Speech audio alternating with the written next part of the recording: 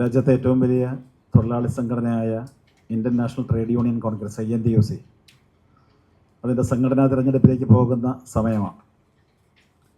അപ്പോൾ ഈ തിരഞ്ഞെടുപ്പ് വരുന്ന ഒരു സാഹചര്യത്തിൽ തിരുവനന്തപുരം കേന്ദ്രമായി ഒരു തിരഞ്ഞെടുപ്പ് സമിതി രൂപീകരിച്ചിരിക്കുന്നതായി ഞങ്ങളുടെ ശ്രദ്ധയിൽപ്പെട്ടിട്ടുണ്ട്.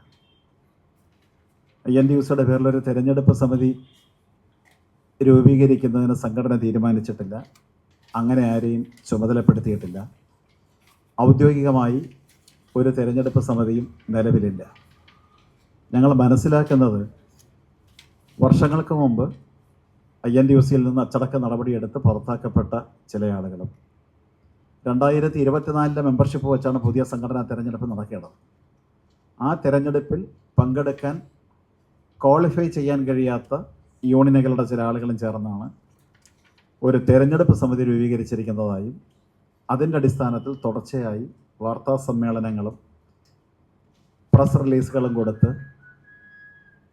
ചില